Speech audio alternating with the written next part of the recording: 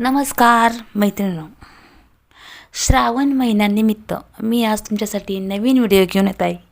नागपंचमीच्या आदल्या दिवशी स्त्रिया भावाचा उपवास का करतात व नागपंचमीला काय करावे जाणून घेऊया याची संपूर्ण माहिती। चला तर मग आपण व्हिडिओला सुरुवात करूया। नुकताच श्रावण महिना सुरू झालेला आहे आणि या श्रावण महिन्यातील पहिला सण म्हणजेच नागपंचमी। नागपंचमी हा सण 17 ऑगस्ट 2026 रोजी हा सण आलेला आहे। तर वैदिक पंचांगानुसार नागपंचमी हा सण श्रावण शुद्ध पंचमीला हा सण आपण साजरा करत असतो। श्रावण महिना भगवान शिवाला हा समर्पित असा मानला गेलेला आहे आणि नाग हा भगवान शिवाच्या अलंकारापैकी एक आहे।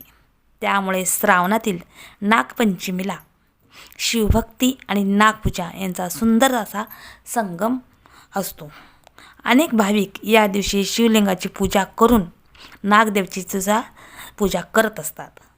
नागपंचमीला आपण नागदेवतेची पूजा करून कुटुंबाचे रक्षण, सुख, समृद्धी आणि आरोग्यासाठी आपण प्रार्थना करत असतो।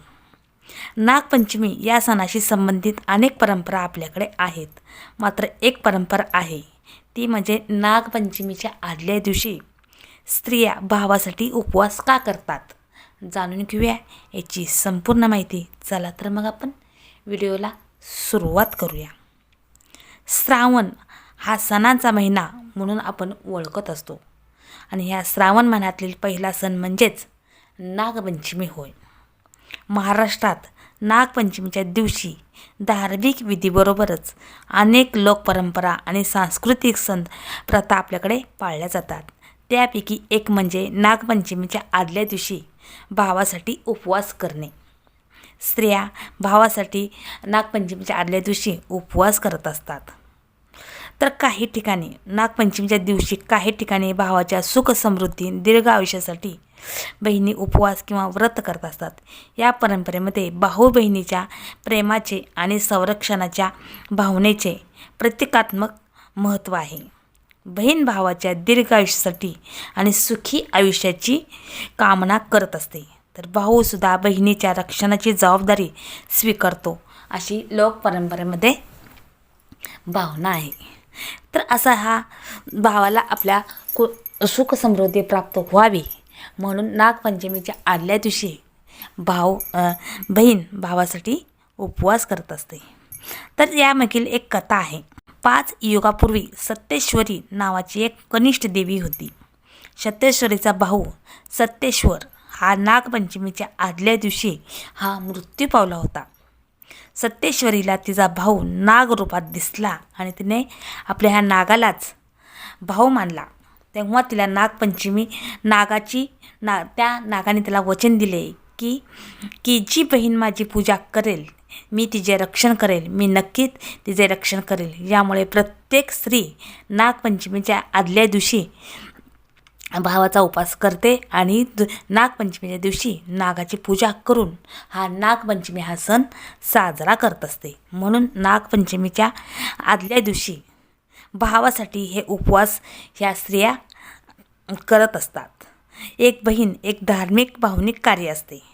हा उपवास बहिणीच्या भावाप्रती असलेल्या प्रेमाची आणि संरक्षणाची भावना दर्शवते। या दिवशी केलेला उपवास आणि पूजा नागदेवतेच्या कृपेने भावाचे आयुष्य सुखी आणि निरोगी करण्यासाठी ह्या स्त्रिया नागपंचमीच्या आदल्या दिवशी हा उपवास करत असतात। तर अशा नागपंचमीच्या आदल्या दिवशी स्त्रिया भावासाठी हे उपवास करत असतात आणि नागपंचमीच्या दिवशी नागाची पूजा करत असतात। धर्मात नागपंचमी या सणाला अतिशय विशेष असे महत्त्व आहे। नागदेवता शेतकऱ्यांसाठी आणि सर्वसामान्य लोकांसाठी पूजनीय अशी देवता आहे। नागाची पूजा केल्याने वाईट शक्तीपासून आपले संरक्षण होते असेही मानले जाते। तसेच नागाची पूजा आणि भावाचा उपवास केल्याने आपल्या घरातील वाईट ऊर्जा ही नाहीशी होते आणि सौभाग्य प्राप्त होते। नागपंचमीच्या दिवशी नागदेवतेची पूजा करून आपण नागाला दूध, लाया, फुले आणि नैवेद्य अर्पण करण्याची प्रथा अनेक ठिकाणी आहे। तर काही ठिकाणी वारुळाची सुद्धा पूजा केली जाते. नागाला प्रत्यक्ष दूध पाजण्याऐवजी आपण नागदेवतेच्या प्रतिमेची किंवा वारुळाची पूजा करून हा सण आपण साजरा करू शकतो.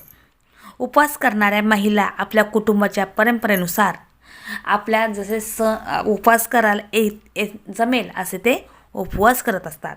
तर काही ठिकाणी भावाला ओवाळून त्याच्या दीर्घायुष्यासाठी प्रार्थना करण्याची सुद्धा पद्धत आहे.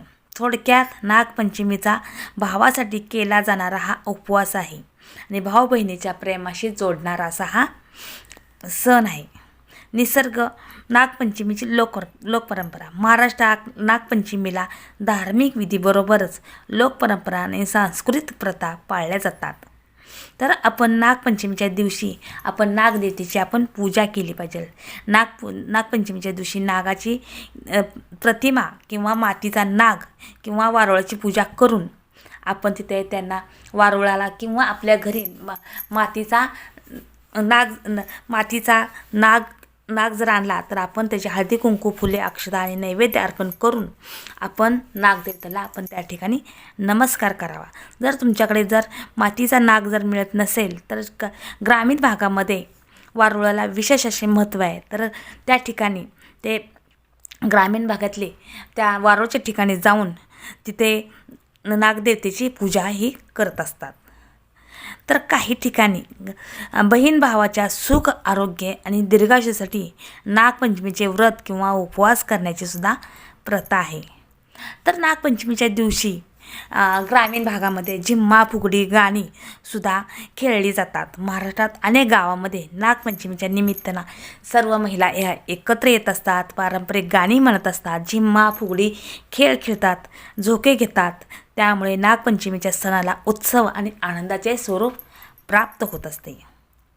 तर श्रावणात हिरवाई आणि पावसाळ्याच्या वातावरणात झाडांना झोके बांधून महिला आणि मुली हे झोके घेत असतात. तर अशा रीतीने नागपंचमीचा हा सण अशा पद्धतीने साजरा करतात. तर काही भागात नागपंचमीच्या दिवशी जमीन खुंदणे, नांगरणे, शेतीच्या काही कामे करण्याची सुद्धा लोकपरंपरा आहे. यामागे नागांना त्रास होऊ नये अशी सांस्कृतिक भावनासुद्धा जपली जाते. तर काही भागामध्ये चुलीवर स्वयंपाक न करण्याची सुद्धा प्रथा आहे. तर काही भागात दिंड, पुरणाचे पदार्थ, खीर अशी नैवेद्य करण्याची परंपरा आहे. तर अशा पद्धतीने नागपंचमीच्या आदल्या दिवशी आपल्या भावाच्या रक्षणासाठी आणि त्याच्या सुख समृद्धी प्राप्ती व्हावीसाठी आपण नागपंचमीच्या आदल्या दिवशी आपण भावाचा उपवास करत असतो आणि नागपंचमीच्या दिवशी आपण नागाची पूजा करून आपण हा सण आपण साजरा करावा. तर अशा ह्या श्रावणात येणारा पहिला सण सर्वांनी आनंदात आणि उत्साहात साजरा करा. तर अशी माझी छोटीशी माहिती कशी वाटली ते कमेंट बॉक्समध्ये मला नक्की सांगा. असे नवीन व्हिडिओ पाहण्यासाठी तुम्ही माझ्या चॅनलला सबस्क्राईब करा आणि व्हिडिओला लाईक करा. धन्यवाद.